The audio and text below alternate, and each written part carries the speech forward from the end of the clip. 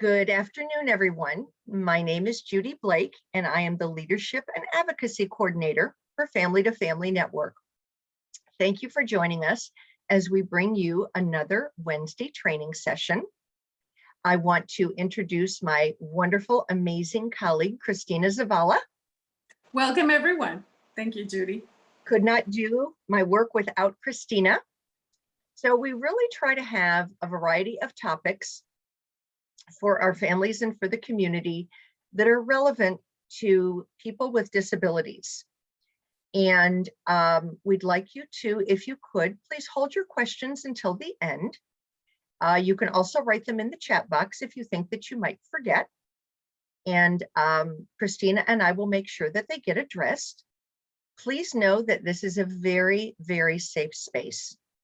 So we want you to know that any question can be asked and no question is silly.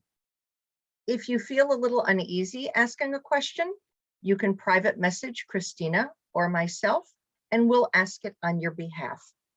But please know that Dr. Michelle Ivey is going to be our presenter today, and she is one of the most amazing people that I have the honor and privilege of working with. So my primary job is Family to Family Network, and my secondary job is being on the board and faculty of Lone Star LEND. LEND stands for Leadership Education in Autism and Neurodevelopmental Disabilities. And I'm going to be sharing a couple of flyers with you at the end of this presentation because Family to Family Network and LEND are having some extraordinary conferences coming up that are free. So I was able to meet Dr. Ivey, who is a professor at U of H in communication disorders, and I've heard her present a number of times. Her energy is infectious, and her knowledge is just extraordinary, and she loves our little kiddos, and she loves to share her knowledge. So I'm going to have her share her screen. And Dr. Ivey, I can't thank you enough for joining us and for sharing your wisdom with our group. I am happy to be here. And we love having you here. Let me get my screen shared. Oh wait, Yep. push the button. One more button. There we go. There you go. Okay. Thank you.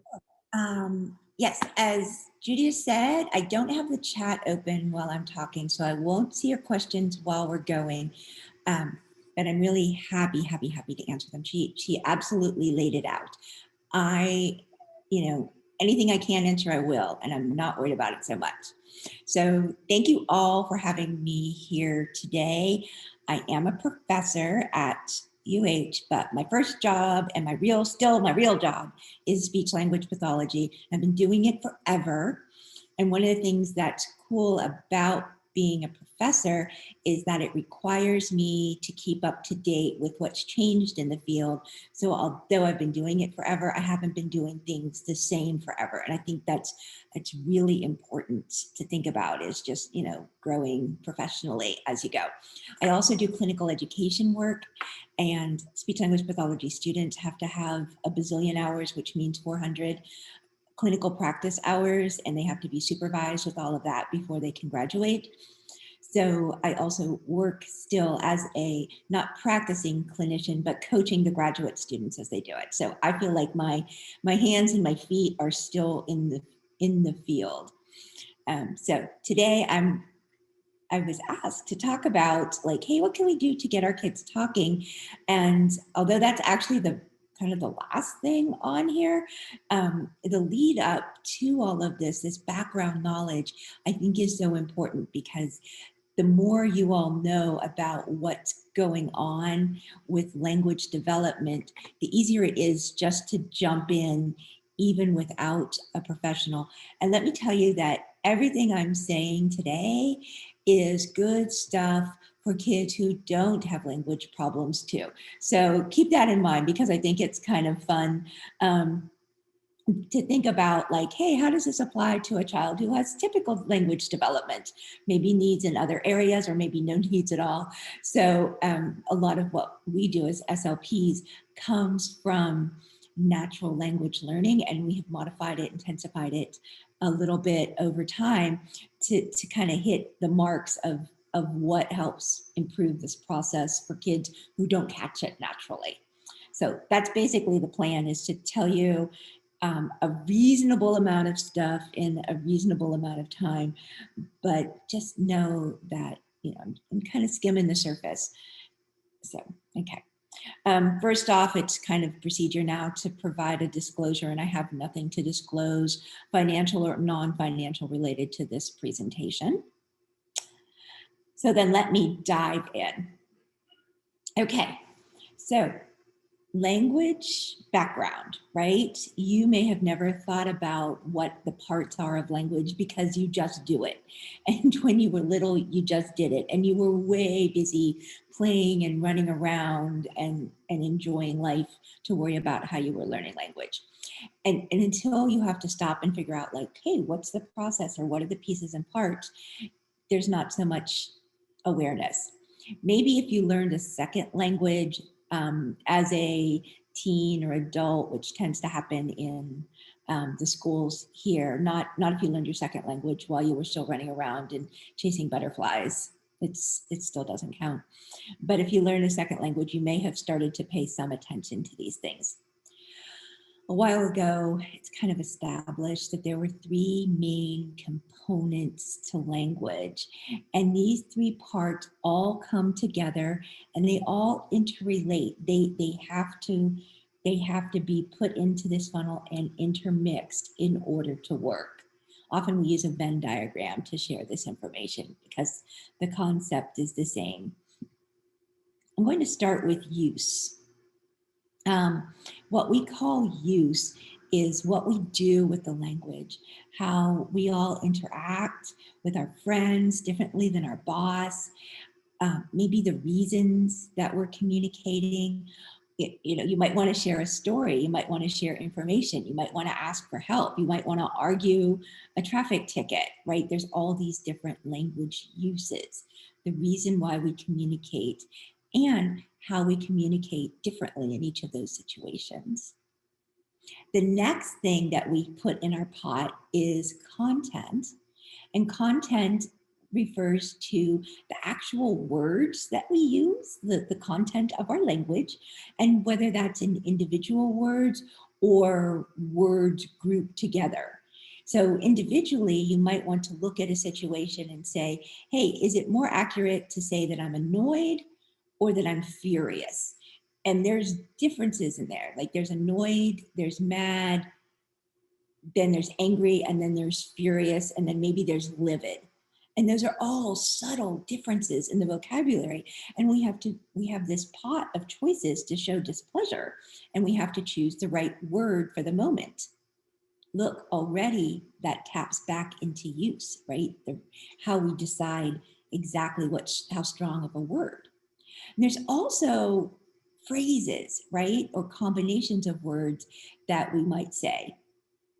We might say that somebody's ice cream is just out of this world. Of course, we don't mean that it's stellar. It's a phrase. The phrase out of this world has its own content, has its own meaning. And then we have to pick words that are appropriate for the situation. So somebody who's 22 might say, I'm going to take that road trip, Cap.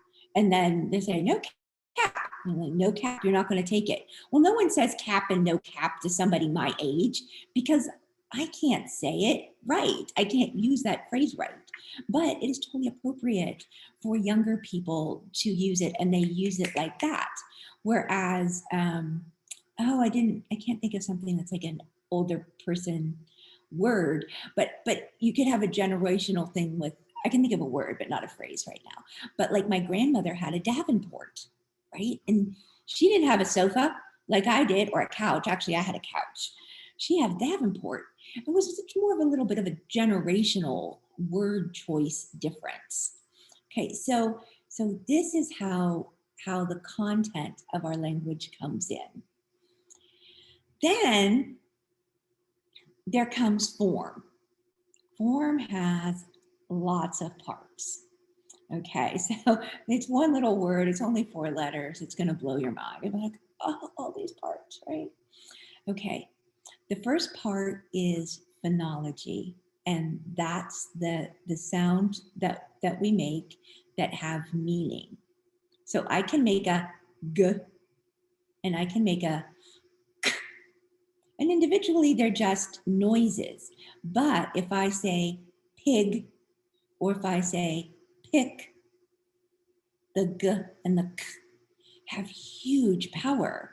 It changes pig and pick. Those are the same words except for the final sound. And now you see how the phonology could impact the content. Lots of kids have trouble making K and G sounds, and they end up saying PID or PIT instead. And that means that they're going to lose the meaning. So it starts to interrelate. This interrelationship comes into play. All right, then there's the next one. It's morphology. Morphology might be a new word to a lot of you. And when I think about like, hey, I'm presenting to people who aren't usually dealing with child language elements or even language elements, what do you say instead of morphology? I'm like, better to just teach you what morphology is. Well, morphology is lots of things, but one of the main things that we look at in language development are the little pieces of the word that we put on the end to give it some meaning. So that would be something like the ed, the id, to show that something was past tense, or s at the end to show present tense, like walks, or s for plural, like bikes, or s at the end for possessive, like grandmas.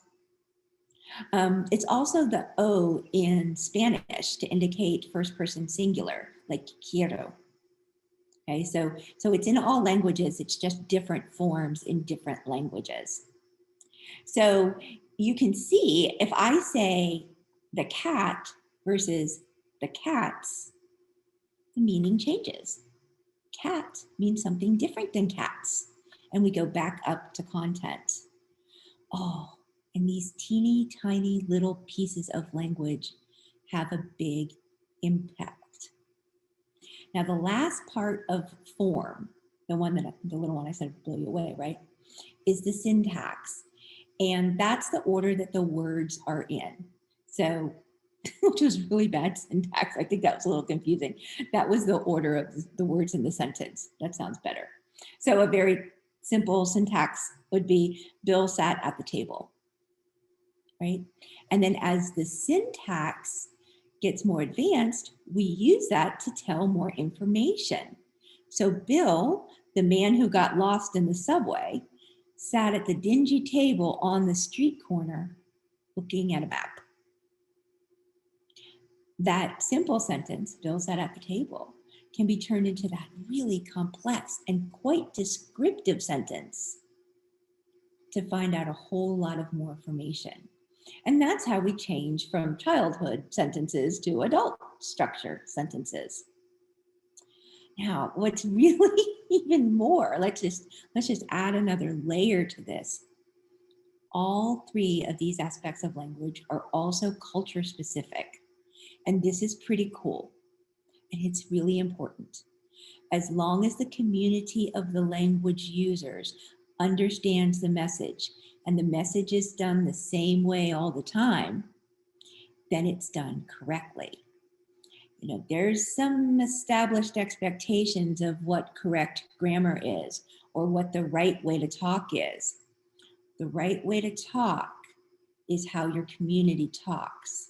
There's definitely a bias that favors some dialects, and sometimes the word standard dialect is used, and even saying standard shows a bias, because if there's a standard, then other things would be substandard. Let's think of it as general American English. Right now I'm using general American English. I'm talking fairly much like the people on the news do, right? on the national news, not the local news, especially not the local news in Louisiana, which I love because the Cajun dialect is used because people in the community know that Cajun dialect. That's how they speak. They all understand each other, and there's a rule base, and that is correct. So this is a really important factor. People who have different dialects from different regions of the country, like especially the Northeast, that one has particularly noticeable dialect, or cultural dialects like African American dialect. Those are valid dialects. They are as correct as every other dialect and perfectly acceptable to teach a child. Okay, so if you're sitting there saying like, yeah, sometimes I don't say the ed, or sometimes I don't say the s for plurals, that's acceptable. This is kind of cool stuff.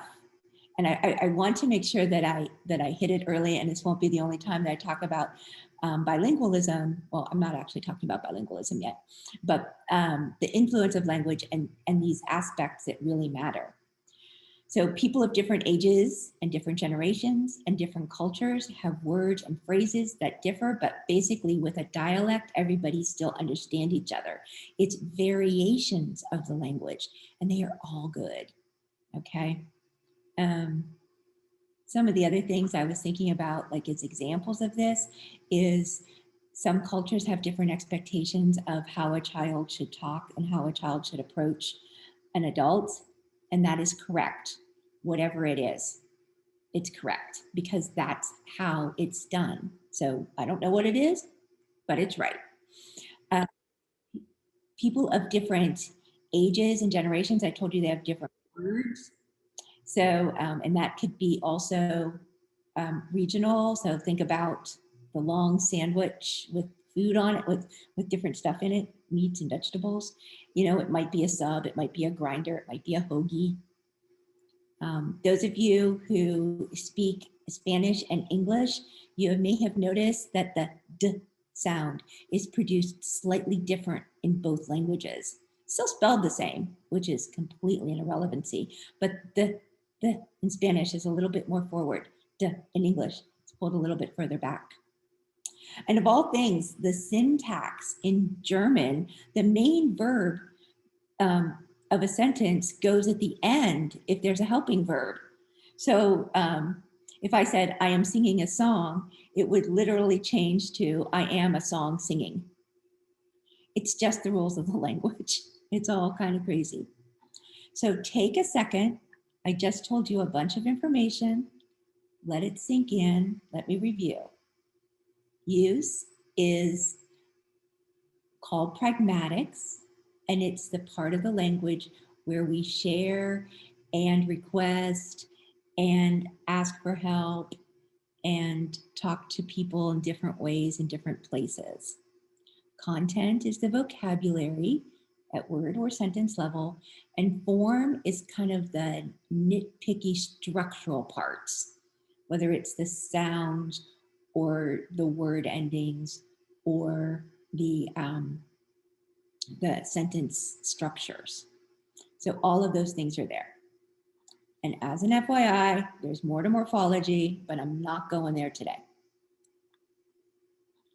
Okay, take that great big funnel that I said made language, and let's just put it all into the ultimate goal. I made it so simple here. We're trying to communicate. And that's what this is about. This is about communication. And when you look at the title of this slide, it says, let's get our kiddos talking. I'm like, yeah, really, I want our kiddos communicating. Talking is always the preference. It's easiest, it's fastest. Everybody understands it.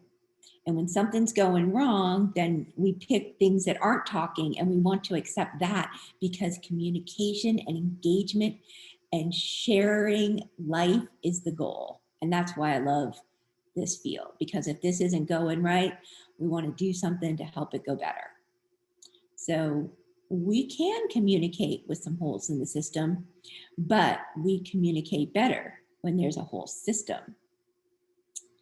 All right, I told you a whole bunch of stuff. I put it all together. I'm using these big sentences, but I want to make sure you know that it doesn't start out this way, right?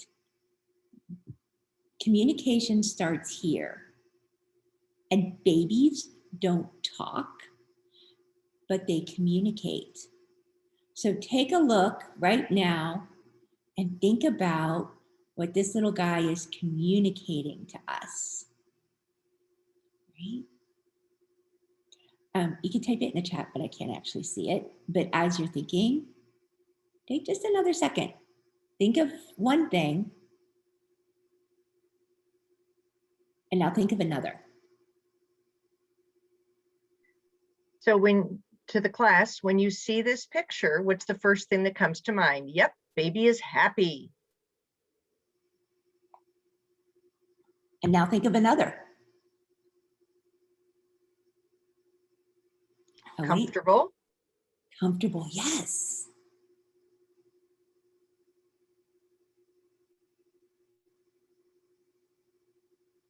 How about safe? Does this baby feel safe? I would imagine. Yeah, I think safe. Baby loves whomever he is looking at. Right? I get that vibe 100%. Yep. And then that came from Erin. Mary wrote content. I'm sorry? Content. Oh, yeah, exactly. That was the word that I was waiting for too, right? There's tons of communication here. That's what this baby is telling us right now. As a baby, as an infant with 0 words, doesn't even know those concepts, but is communicating them. So if this baby were tired, the communication might be a yawn, or it might be a fuss. The baby was hungry. It might be a scream or a back arch or something much more extreme, something showing some displeasure or some upset. This is the first step. This is communication, and it gets established so early. All righty. Now, the next thing that happens is before the first birthday, kids should be able to do a lot of things. One is sit up, right? But some other things that are directly related to the language. They should be able to follow somebody else who's pointing, as in look. And the child should turn and look. And then look back at the communication partner and smile. It's called joint visual attention, right? If you've heard of it. And it is problematic for some kids. Then, by the time the children are close to their birthday, they should be establishing this, telling somebody, look, and pointing or looking, not saying, but looking at it and then looking back at the communication partner. This is for social sharing. This is the use. Remember the use? Not just requesting like, give me a cookie, right? Okay. Or I want that toy. Not the I wants. The sharing, the socialness. And this is happening right at the same time verbalizations are starting to emerge. But this idea of communication for multiple reasons. So kids can understand the point, what the point and look means, and they look back and share it.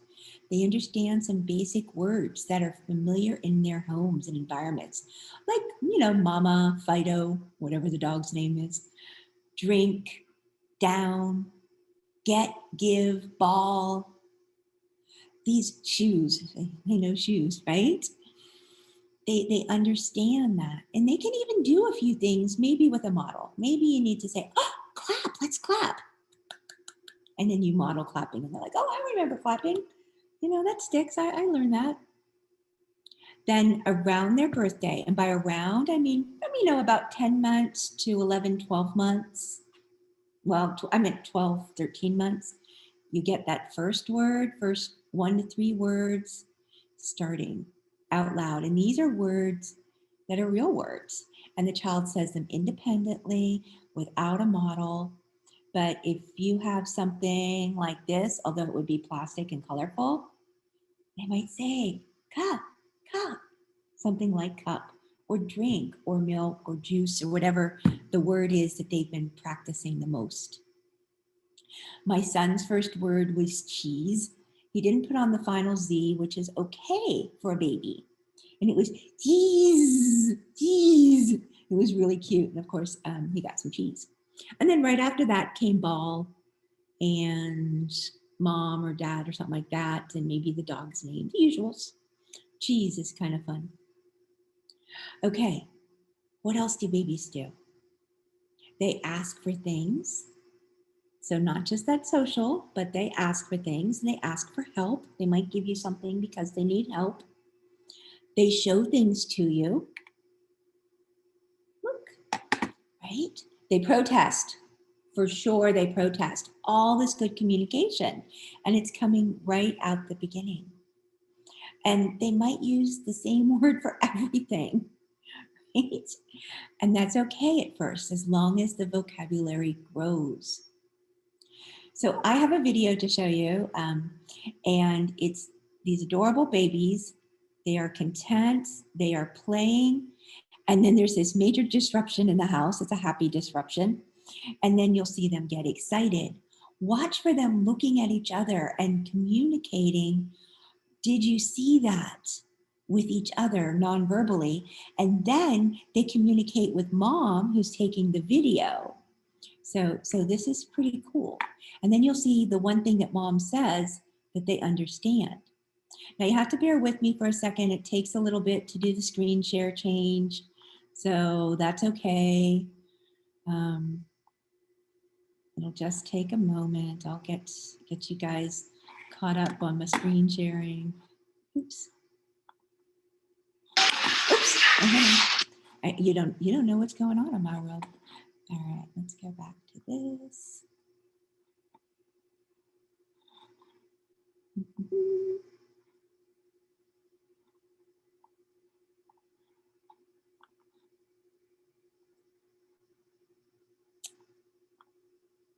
It's not a long video. It's just a regular video. Oops, too far in.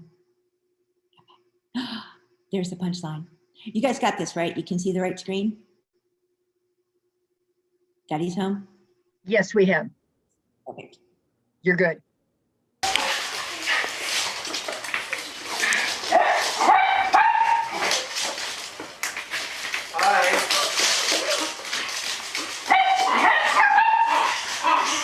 Hello, ladies. Hi.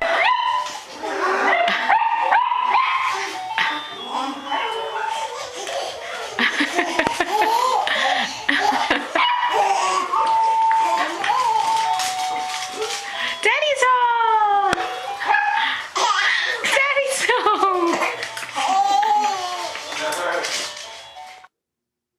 home! I got to tell you, that was absolutely precious. Wasn't it? And Precious. Beautiful. the communication that's going on, and as mom says they're only 7 months, right? You know, so I see all that. Okay, let me get back to the right one. Yes.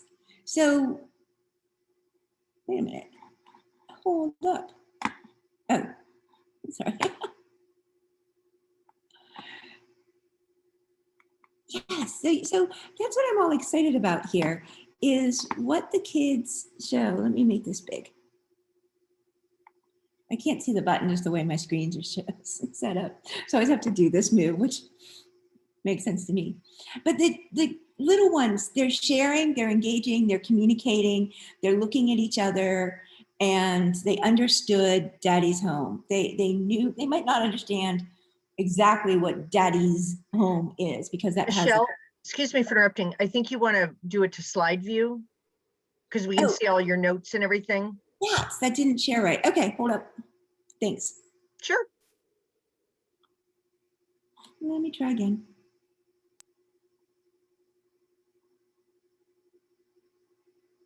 Yeah, I had this happen before. I wonder what I did.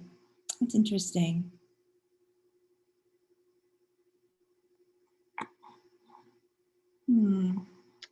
I think you go to slide view, slideshow. No, I didn't push that yet. Now this time, did it click right? Yes, great, thank you. Cool. Yeah, it's really strange, but you never know with Zoom. Okay, so yeah, all that cool communication. All right, then it starts to just take off, right? This is where it's insane. And if you've ever watched typical language development, you're like, whoa, how did that happen? You miss a day and there's a whole new set of words and things that the child knows.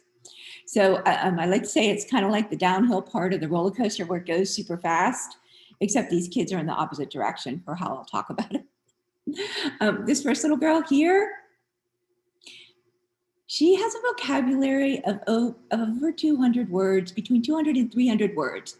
That child, expressive, right? Remember, just like, several months ago, she had 3, and now she's got all that. Okay, she can make sentences. She can make like kind of sentences that are 2 or 3 words long and sometimes longer. And she has some of those morphemes at the end of her sentences, like ing. Like she can say running. She can say shoes. That's not hard for her. Now, this middle girl here, she has a big vocabulary. Over 2,000 words expressively, right? And that means she understands way more than that. She enjoys stories. She follows directions, sometimes harder directions. So you can say, get your sister's cup that's on the table. No problem for this one, right? She makes full sentences and she has very few, if any, grammar errors. Or omissions, depending on how you're looking at it. And now she's starting to make complex sentences. I like green because my shirt is green. Along that line, that is what this child can do. All right, this oldest girl here, yeah, she can make full and really advanced sentences. And she's learning to add some detail and some more prepositions, some more clauses. So she could say, I got this shirt from under my bed. Like the from under my bed is a lot more complex. She can say, I found the paper that I thought I lost. That has 3 big parts. Finding a paper, thinking, and that it was lost, that she had lost it. That's 3 parts all combined into one nice sentence. And then you might say, okay, but what if these kids are in bilingual homes? What happens there? Can that hurt their language development? And the answer to that is no way. Bilingual children are awesome, and they're much better at becoming bilingual than we are as adults. So there's that. And the big one to really keep in mind, children with and without language disorders can be bilingual. So sometimes this is a big question that parents are afraid of, that they know that their child has a problem and they want to speak just English to the child because they know that the child has to use English in school. And this isn't true. The child will have a language disorder in both languages, but needs to hear the models and enjoy the communication in the family language. So I had a mom and dad who were in my practice when I was in Atlanta. And Dad's English was great. He was actually a visiting professor from Brazil, and he was at Georgia Tech. His English was beautiful. His wife had so-so English, not terrible. I mean, she and I could talk, but she couldn't go very deep. Her Portuguese, of course, was phenomenal. And she said she wanted to speak to her son in English. And I was like, no, you speak in Portuguese. And she said, oh, good, because that's the language of my heart. Yes. Her son was minimally verbal, had autism spectrum, and that was fine. That's what we want. Ultimately, the kids need the best language model possible, and they need the model to be in the languages that are part of their community. So that's a really important point. I hope that makes sense. Now, there are some aspects of bilingualism that might seem like problems, and these are temporary in kids who have typical language development. So they might switch the words or switch the language structures. They might, put the adjective after the noun when speaking English if there's Spanish in the home.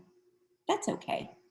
It's fine. Eventually they sort it out and they don't think twice about it.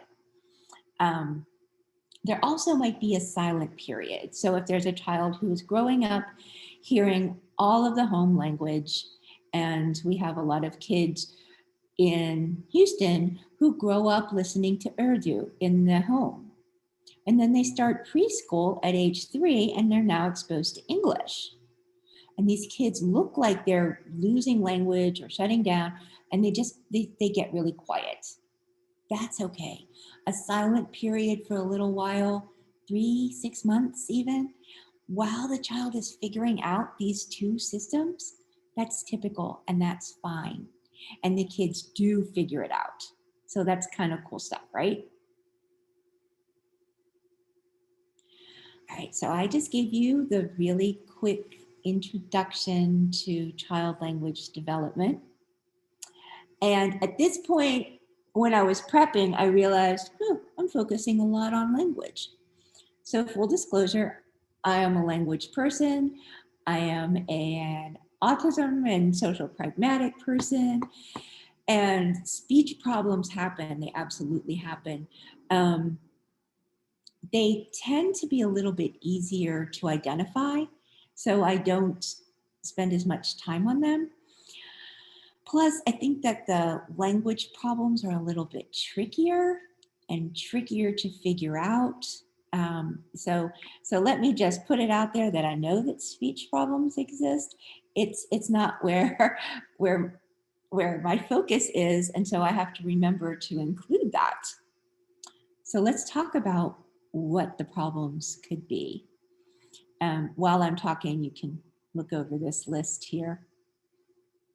The reasons for these kinds of problems and these kinds of delays are often varied and not known. And we have to live with that. Like, why does my kid have a problem? Most of the time, we don't know. Something isn't quite clicking right. Something's not clicking as easily or as on schedule as we expect. So that's your basic child language disorder, and that happens quite a bit. Now, there's a big question about a delay, just a late talker, a slow to develop. My child is the third child, whatever, and the siblings talk for him, all these things, and a disorder. There's clearly something wrong with my kiddo and something wrong I've noticed from the get-go. So if you're thinking that this might be a communication delay and somebody's just kind of a easygoing, slow-paced kid, we can't tell the difference at first. And so it's really risky to just do a wait and see. Okay, so that's something to keep in mind. And it's okay to not have a problem and to be that kind of chill kid. Some of the chill kid, late talker signs that we notice are that the kids who don't have language problems are kind of like little actors and actresses, and they get their point across so clear without using a whole bunch of words. Or if the siblings aren't around, all of a sudden the language is evident. Siblings come back and the child's like, that's okay. Don't worry that kids are lazy and they're not going to talk because they aren't made to talk. That's actually not a thing. Kids talk when they need to. And siblings become a pain in the neck. And lots of times you figure out that you have to stand up for yourself and all of a sudden they start talking. But that doesn't mean that, that some kids aren't late talkers, and that's fine. And if we knew which ones were and weren't from the get-go, then we would be in better shape. If the child doesn't understand everything that you would expect, then there's a problem. Most of our language disorders are receptive and expressive. And if you find that you have to break things down and keep your language simple, then there could be a problem, not just with what the child's saying, but also understanding, and that needs investigation. All right, here's some other things to keep in mind. Kids who have early signs of attention problems, they're, the little ones that I'm talking about are 2 to 4 years old, or even younger than that, 18 months to 3 years old. We're not going to diagnose attention deficit at that age, for sure. But if the child is really busy, constantly busy, or if the child looks like there's potential for a social pragmatic problem like autism and not really engaging with the people, not getting that social connection, then there's a real good chance of missing the language models that are so essential. All right, so that could be problematic. Kids with hearing loss who have been diagnosed, or intermittent hearing loss because of ear infections, getting tons of ooze and gunk in their ears, they're missing the signal too. That's some problems. Some kids have problems with processing input and understanding, and just that's part of an internal learning disability. Some kids have global developmental disorders, and that usually starts to get evident when other milestones are delayed, and maybe this kiddo has a syndrome or something that has a name, and most of the syndromes that have a name have a language or a speech component. So the speech problems can come from the same type of interferences. They are often motor pattern problems that have to be changed, and that's what clinicians do. Speech deficits are rarely caused by actual trouble with the structure in the mouth. That's pretty darn rare. So it's usually more getting the motor plan from here to come out there, and there's ways to practice that. So here's the list of finding out what's expected. Now I see my time and I'm going kind of over. So I know we started a little bit late, so I want to, Yeah, if you want to go till about 1, and then we can allow about 10 minutes for Q&A, if that's okay. That's perfect, yeah. Okay. So this is another screen share. So excuse me while I have to go through the screen share process again. But when you want to find out what is done as expected, I just can't tell you enough. Just go to the ASHA website and get yourself good information. ASHA stands for American Speech Language Hearing Association, and what I'm linking here is public. I also put a couple of other links in the end of the promotion, so a promotion presentation. So when Judy goes to do the shares these slides with you, that you guys will have the ASHA link and a couple others with that. All right, so hold on. So here's the link that I just clicked. And the reason I didn't put the link here was because you can Google those words, and that is easier than copy pasting. So just Google, or you could Google ASHA public and get the same stuff, right? So from here, there's so much information. Here's typical development and a link to that. What is speech? What is language? Early identification, kindergarten through 5th grade. Here's information about disorders. What do the disorders look like? And this kind of talks about everything that I just did. Down here, early identification of speech and language disorders and how you know, and here's a list of milestones that you want to be seeing. It also covers other aspects like stuttering and speech that I'm spending less time on. So important, this information in Spanish. So learning about speech and language. It's got all of about being bilingual. I think that's so important. It's got the same information about kindergarten through school age. So all of this is available and so easy to access. So I want to remind you guys to go to that, get to that. Okay, now I want to make sure that I get back to the right share. Looks like I did, but let me change screens. Yes, look good. Yep, we're good. Perfect. Okay, so when do you want to get help? The number one thing, the picture here is if your gut says something's not right, ask questions and get help. Ask for an evaluation. Parent guts are so accurate, and it really annoys me when people don't respect them. So you can ask for an evaluation through your doctor. The doctor's screenings are about the lowest bar there is, and the doctors see your kids for this much time in a weird situation. And doctors have about this much training on this topic, whereas a developmental pediatrician, a psychologist, and an SLP have oodles and oodles of training on the topic. So I respect doctors for knowing if I have the flu, if I have a broken arm, if there's something going wrong with my heart. But remember that there are other specialists that know more about communication than doctors. You can still ask the doctor for referral if you need one. There's ECI, early childhood, that's birth to 3.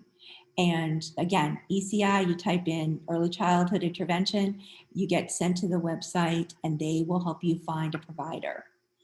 Early childhood, birth to 3, it stops on the 3rd birthday, but they really work well with families, and you can call them directly. Same with the public schools.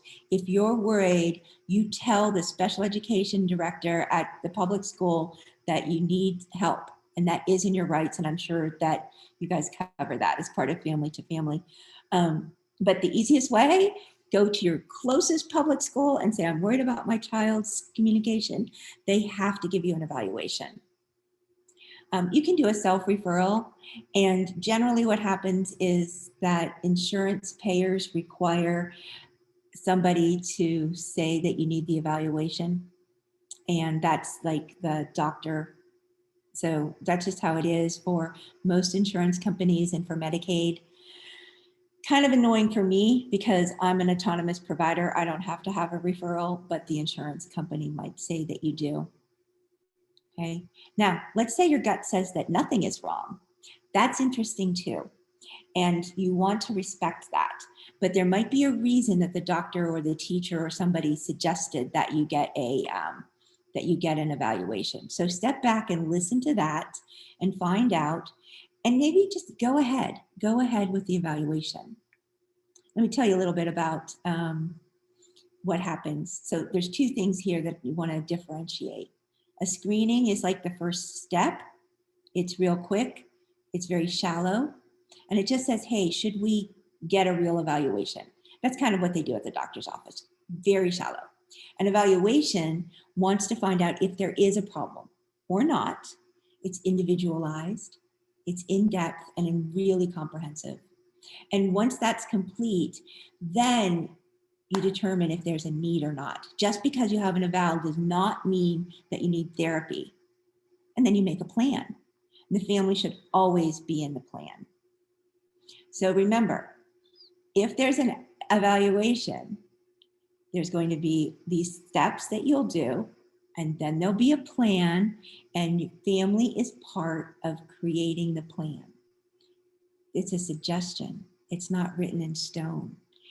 You should be part of establishing what type of communication steps are needed for your child. All right, my last thing. What can you do? What can you do right now today with or without an evaluation with a child who has a language problem or doesn't? Number 1, clear above all the others, is talk more. Talking, this is research established, leads to more verbal children and higher literacy levels. Talking to the little ones. Many of our therapy methods are just based on how parents talk to children, and we have increased the intentionality and the intensity and find that that makes a difference.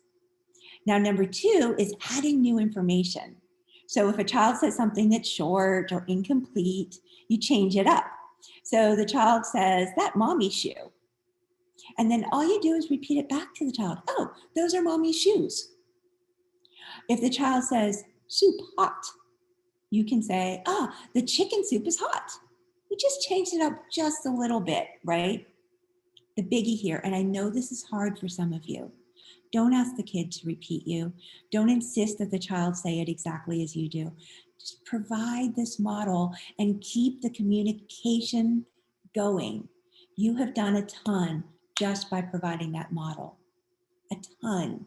But if you stop and say, okay, now you say it like this, and the child can't, then you just broke that communication bond. So just take the time to provide that model.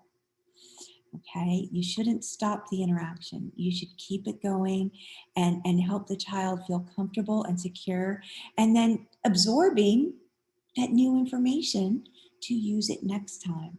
And maybe not use all of it, but just a little bit. Okay, that's really important. Next, it's important to use your daily life. So don't worry about you want to worry about having kids learn the language that they really need. So learn about what's going on in your house and your family and all of that. Talk at the store, talk at grandma's, talk in the bedroom, in the bathroom, and all the places that the kiddo goes. It's not important to have flashcards or talking toys.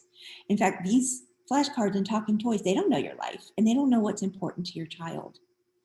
So if you have flashcards, you can do something really fun with them. You can play games with them. You can go around the house and find the real thing that it represents. You can combine flashcards, get 2 or 3 of them, and kind of make a little story. Or you could put them into categories and look at why they're all the same. Maybe they're all yellow. Maybe they all have wheels, whatever it is. So think of them as tools, but just repeating words from a flashcard has little value. And the voices in the electronic toys don't always match what kids need for support. Last one, really get into your child's interests and talk about that. If you watch TV, talk about it. If the child has a favorite show, talk about that show. Make jokes, point things out. Share that moment. If the child likes dinosaurs, don't just label them, right? The dinos have adventures. They're going to do things. Talk about the parts of the dinosaurs. Compare the dinosaurs. Make sure you're always using verbs and adjectives and those kinds of things. These suggestions are just like little things that take just a quick awareness, not a lot of effort and not a ton of skill. But now that you have an awareness, they can make a big old difference. All right, so that's all I had prepared. I did finish like at the adjusted time. So I'm very excited about that. Michelle. Yeah, I do this for a living, right? Yeah, you're doing great. Like I said, So if you want to stop sharing your screen. okay. No, that was really great. And it's interesting because I always thought that if you had a child that had delayed speech, having them grow up in a home that had 2 languages could be confusing. And you're saying no.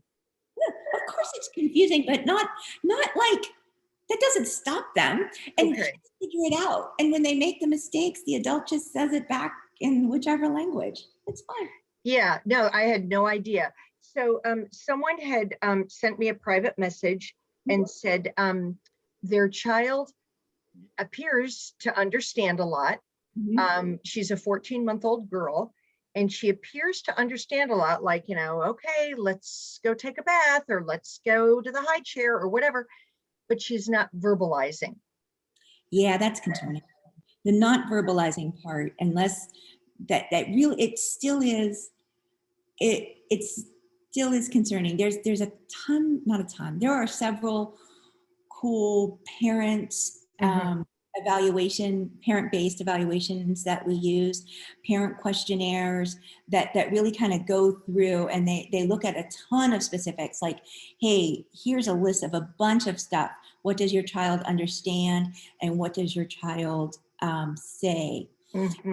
That, when you start going through that, you might be surprised at if there might be some limitations in what the child understands. Right. And if not, then there's suggestions to help supplement until this child's ready to start speaking. So Yeah, if not saying much at 14 months, I think it's worth looking into. Sure, sure. But yeah, yet they seem to comprehend, what Right. And I get the parent that. is saying. But then So it's yeah. nice that you comprehend very routine things Mm-hmm. that are so expected. Like Mm-hmm. if you get out a cup and you say, "Oh, let's get a drink," and the child's like looking at the refrigerator with the cue of cup Mm-hmm. Mm-hmm. but if you do something like, "Oh, um, you know, let's try a tank top," that would just get Mm-hmm. lost instead of, and the child might not pick up on that as fast as you would think. Mm-hmm. Mm-hmm. No, I agree with you. Um, and then someone else had asked, or no, actually, I had thought this. So it's interesting. You're saying that it's very rare that if the dentist says there's something structural in the mouth that causes a speech delay. That's pretty rare. Pretty Okay. rare. Yep. Yeah. Occasionally, if the frenum is tight Mm-hmm. right there and it's super, super short, Mm-hmm. they're going to find that early because the child's going to have trouble with sucking early on. So Mm-hmm. that's legit if you can't eat, right? Right. But for speech, it wouldn't. Right. What we need Yeah. to be able to do is to speak, is Mm-hmm. to get our tongues out about this far. Right. That, right? The word that. We don't need to do this to speak. Mm-hmm. Right. No. We do need to be able to do that to clean the side of your mouth if you get some peanut butter over here, right? So Mm-hmm. that's part of it, right? So that's part two. We also have napkins. So that part's good. And then you need to be able to pull your tongue back to the roof of your mouth to say So Mm-hmm. if your tongue can move that much, but the motor patterns are generally up here, not in the mouth. Well, parents are writing, or I shouldn't say parents, because not all of you are parents on this call, but the participants are writing great information, so helpful, loved it. Questions for Michelle, just feel free to unmute yourself. And again, you can ask anything. If you feel you don't want to ask, you can private message Christina or myself. Yeah. And But yeah, I learned quite a bit, especially the part about the bilingual, because we get that a lot at Family to Family Network, and parents are concerned.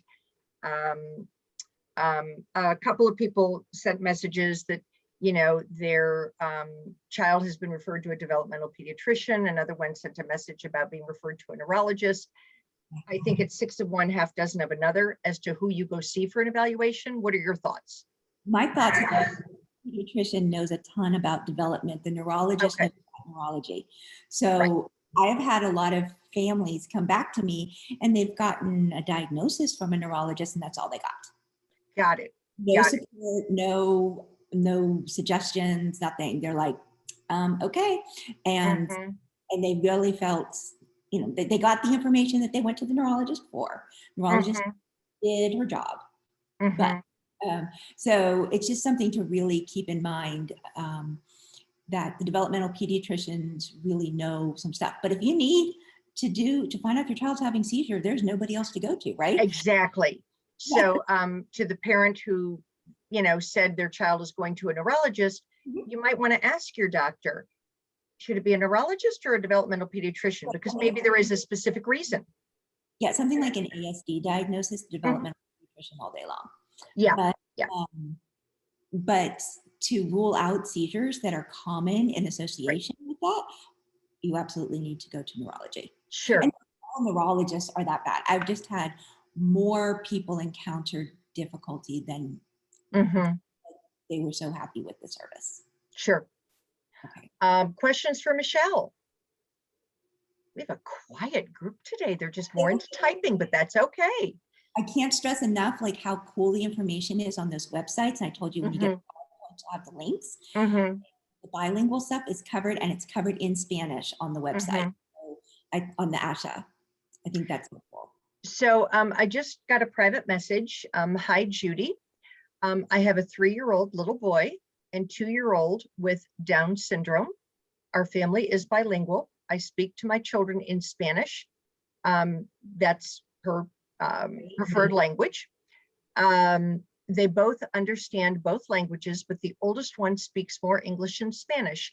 Is that good for his sister's language development? Great question, parent. That's a good question, right? Yes, it's so what's good about it is that's what's natural in the family. Mhm. And one of the reasons that we want to promote children learning both languages, regardless of what child it is or other needs, is because you need that connection. You need that connection to be able to talk to grandma and grandpa. And Mhm. if the parent is often I meet families where dad has English skills, but mom doesn't, just like the one I described from Portugal. And and as the kids get stronger in English, then they're going to lose their ability to communicate with their mom. Mhm.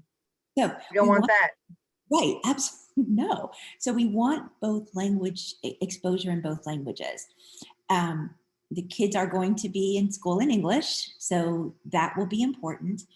And like I said, that the 2-year-old who has a language disorder is going to have, probably has a language disorder with Down syndrome, is going to have trouble in both, but will learn both of them and be able to communicate to the best of her or his ability in that language. So I think it's her.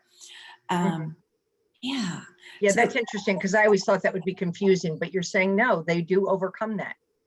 right, right. I mean, the kids who have language disorders, and depending on the severity, aren't ever going to be strong. And they may get stronger in English because it's used all day in school. Then the family needs to recognize that and support the language development, the second Mhm. language retention.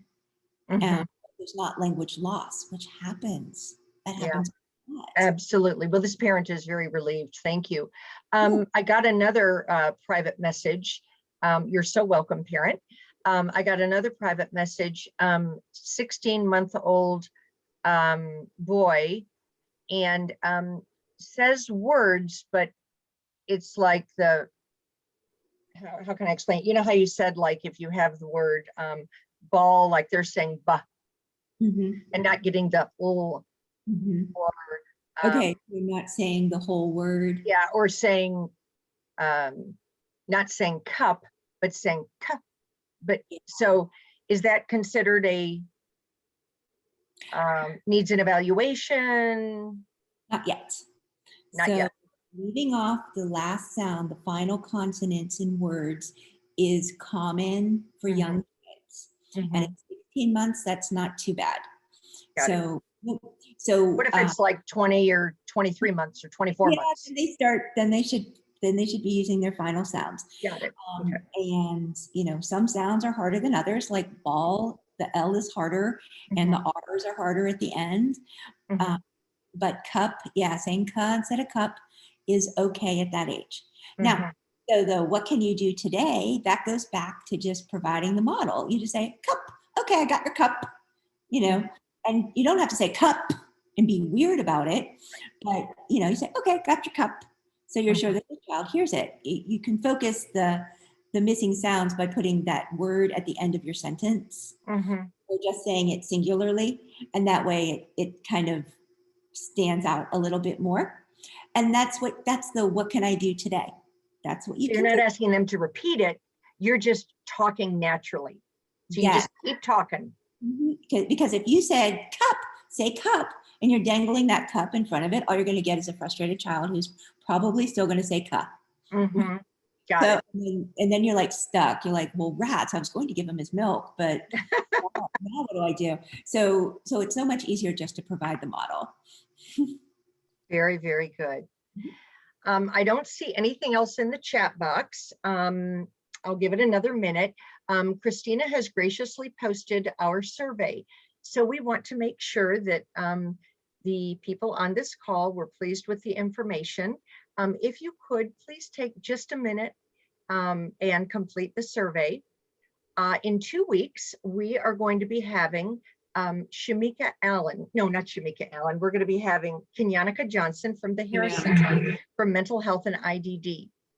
So most of you on this call, if you work with families who are on the never-ending Medicaid waiver interest list, it is very possible that or if your loved one is on the never ending interest waiver list, there is a program called Community First Choice.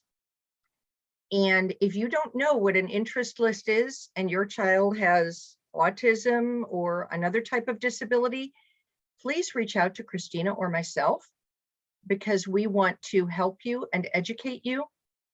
Community First Choice allows for someone to come in the home or to be in the community with your child and to work with them, because this interest list is so long in the state of Texas, not just Harris County, but the state of Texas.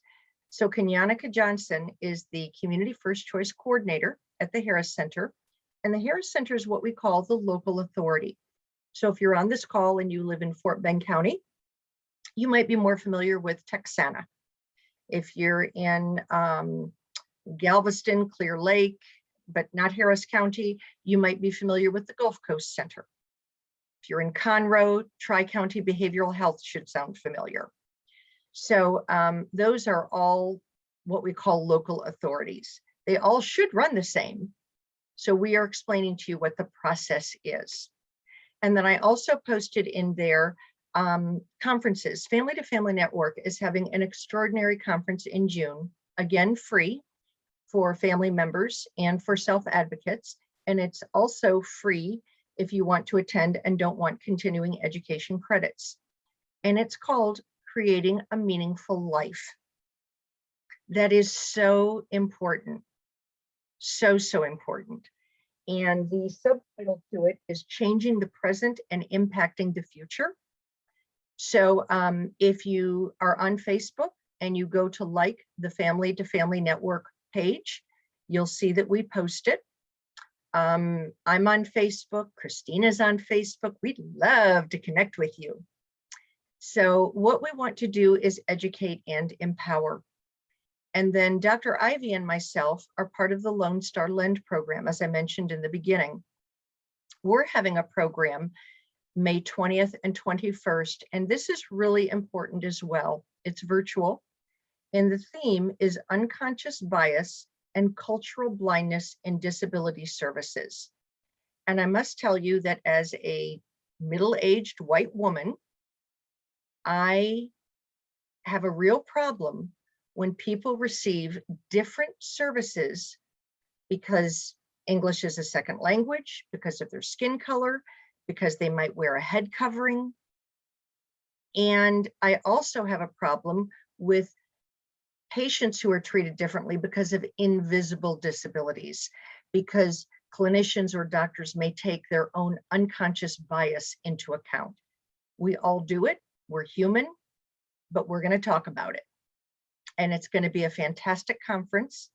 So both of those links are in there. And what I will do is follow up with you all, and I will send Dr. Ivey's slides. And if you have any follow-up questions, I'm happy to forward them to her, or her email was on the last slide, and I'll send those to you. So thank you so much for joining us. I don't believe there were any other questions. Christina, could you post the survey link one last time? Sure. And that would be great. And Jennifer, thank you so much. I'm glad you enjoyed this. Michelle, you hit it out of the park. Everybody enjoyed it and learned a lot. So, so this was really, really great. I thank you all so much for joining us. We know that you're very overwhelmed. Things are slowly opening back up, but it's still a scary time. If there's anything that Christina or myself can do to help you and your family, if you're a service provider, if we can do anything to help the families that you are helping, please, please don't hesitate to reach out to us. Thank you very, very much. And I'm so happy that you all joined us. Have a great rest of the day. Oh, thank you, Michelle. Thank you, Judy. My pleasure.